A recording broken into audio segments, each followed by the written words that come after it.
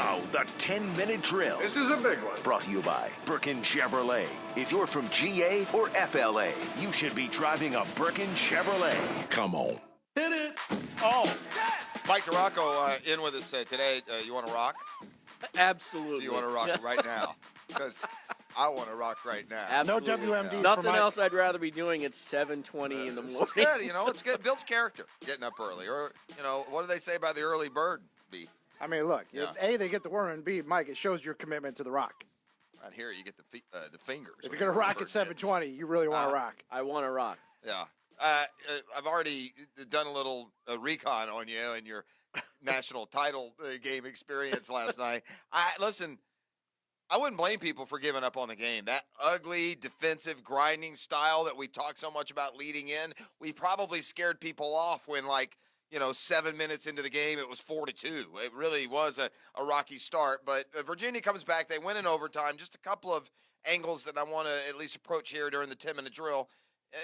Look, man, I don't know if there's been a bigger redemption story in the history of sports. I mean, this is almost like Hollywood movie stuff. Virginia was the poster child for incompetence, for ineptitude, the most embarrassing pie to the face in NCAA tournament history when they became the first 1 seed to lose to a 16 last year. And it's like it's like the basketball gods just said, here you go, because they had some close calls and finished it off last night. They were the overall number 1 seed. Overall number last 1 year. I mean, it's amazing. But that also gave us one of the best stories in the tournament last year. No doubt. UMBC. Yeah. I mean, I watched the beginning, and it wasn't because I was like, oh, this is terrible basketball and turn it off. I thought it was terrible offensive basketball. Yeah. It's 9:20, and I don't stay up late as much anymore, and I'm not invested in that game. Yeah. So, I was just like, what the heck with it. The Final Four ratings were higher than I thought they would be. I thought when we lost Zion and Cal and North Carolina that the ratings would really suffer, but the Final Four ratings were actually pretty good. I wonder if that will translate because you needed some stick-to-itiveness to get through that game. It really was slow to start. I can say this too. How old are you, D-Rock? 40? 49. Okay. Oh, you're close to my age then. Yes. So you'll remember this. I can make an argument to you that Virginia, the basketball program, has suffered both the biggest, most embarrassing tournament loss and the biggest regular season embarrassment in history as well. Chaminade. When they lost to C, you knew. It comes right to your mind. Can you think of one other regular season college basketball upset? That was going to be my question. Right? Here at 7:30 in the morning with no research, nothing. That comes to mind because Ralph Sampson was on that team. The point was you said Chaminade just as quickly as I could get the question out of my mouth. So what an interesting overall feel and story the Virginia basketball program has now. I mean, from the highest of highs to literally the lowest, most egregious postseason and regular season losses maybe in college basketball history. Yeah, we all love the redemption stories anyway. That's just kind of what, in the media, we love that. I guarantee you people wrote the living crap out of that last night, the redemption and all that other stuff. But it really was, just everybody had wanted a 1 to lose to a 16. Everybody. Everybody wanted it to happen. And we're like, oh, and everybody wanted that to happen to Duke, to be honest with you. But, to me, it was a little bit, it was like, okay, Virginia's the best team in the country, the number 1 seed in the tournament. Yeah, they lost. It was great. It was a wonderful upset thing, and that storyline we had waiting for so long, but it was Virginia. It didn't really what I mean? I hear you. Like, it would have been much better if it was Duke or North Carolina. Yeah, Kentucky. or something like that. That's a good point. Yeah, but it's Virginia could almost be their motto. Right. And that changes now with a title. Right, absolutely. You remember, because I'll tell you this, Texas Tech will be forgotten in 5 years. You don't remember the loser of the championship game if they're not a brand name. Right. Who remembers who Emeka Okafor and UConn beat in the championship game? Anyone? Was that Butler? Georgia Tech. Ah. How forgettable is that? I'm telling you, you're right. Right? You're right. So you have to get the victory. Where are you on replay in sports? As a general rule, I like it because I want egregious errors fixed, but I don't want it to become like this massive part of the game where everything is reviewed. You know what? And you summed up my frustration with your answer, okay? And I like it to correct egregious. There was a super slow-mo replay overturn in the game last night, and it was god-awful. Yeah, I saw that this morning. It's a 2-point game, and to the point, like if you want to use super slow-mo to see if his foot was in bounds or if he was behind a 3-point line, the use of super slow-mo to determine the very nuance of a deflection has got to go. There was a point in the game last night. It's a 2-point game. There's a minute to go. Texas Tech has the ball. They're dribbling up the court. The guy's dribbling. I'm trying to paint the picture as best I can. Guy's dribbling with his right hand. Virginia player reaches across his body, slaps the dribble away out of bounds. It's clear as day. It was knocked out of bounds. Well, they go back and they super duper slow-mo, and you can tell by the slightest of nuance that when he knocked it out of bounds, like, because, when you dribble, your hand's not on the ball the whole time. Right. When he knocked it out of bounds, I mean, it barely, ticked the bottom of his pinky, and they overturned the call. They give the ball to Virginia, and Virginia scored. They hit a 3 and ended the game. Well, my thing is, and again, I wasn't watching, and I haven't seen this part of it, but what prompted the review? Like, was someone protesting really bad? I mean, think they just they've gotten to. I almost think they got afraid and decided we got to look at this again because it's so close. They looked at it just to look. I almost think that the daggum replay monitor is sponsored now or something because they go to it. Hey, we haven't gotten this guy on TV so yet. much. I mean, at some point, or you know what? I'm okay with going to the wall. I'm going to the replay there. How about though on the replay of those plays, you got to look at it at real speed.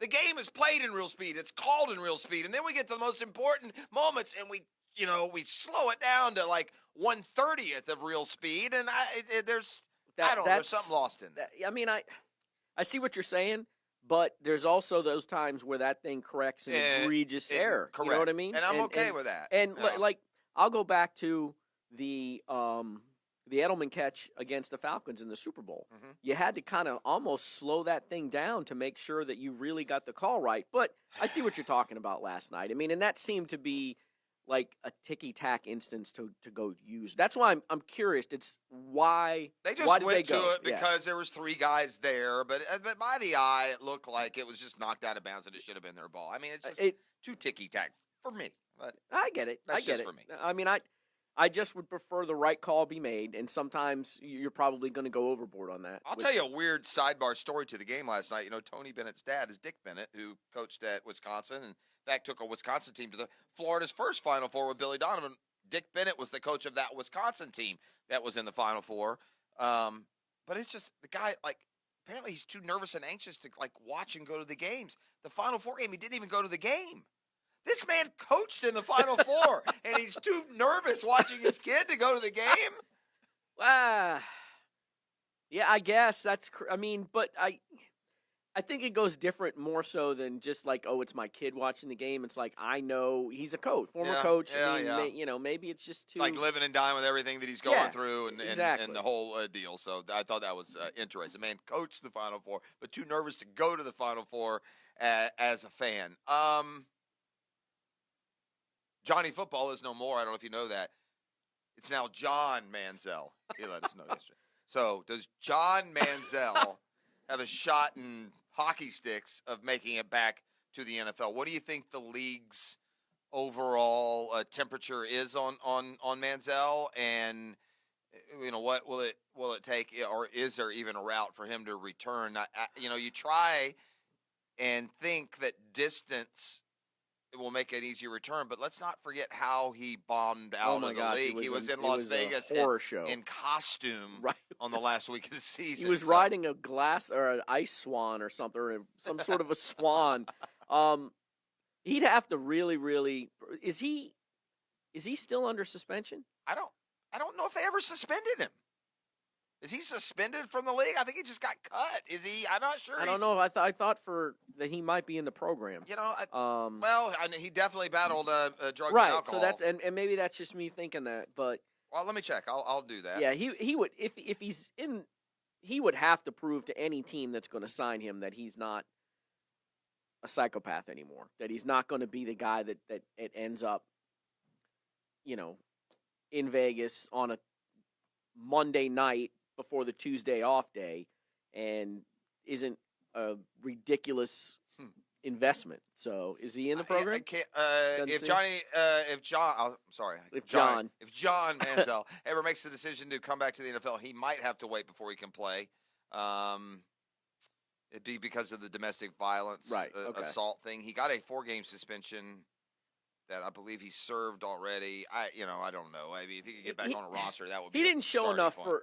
to me. It didn't seem like he showed enough for a team to be willing to take in the AAF right. and CFL. Yeah, you're right. Take, or even when he was in the NFL for a team to take a rider on him. Although he did win a game as the Cleveland Browns starting quarterback back when they didn't win games. I wonder if one thing could at least slightly help John Manziel. Then He's a grown-up now. Well, the narrative on what a quarterback has to be is changing, right? Baker Mayfield came at 6 feet tall or 6'1" and did it just fine. Kyler Murray, by all accounts, could be the number 1 pick in the draft. He's 5'10". So if John could get his stuff together, that's it. No more John. He's Johnny Manziel. Sorry, John.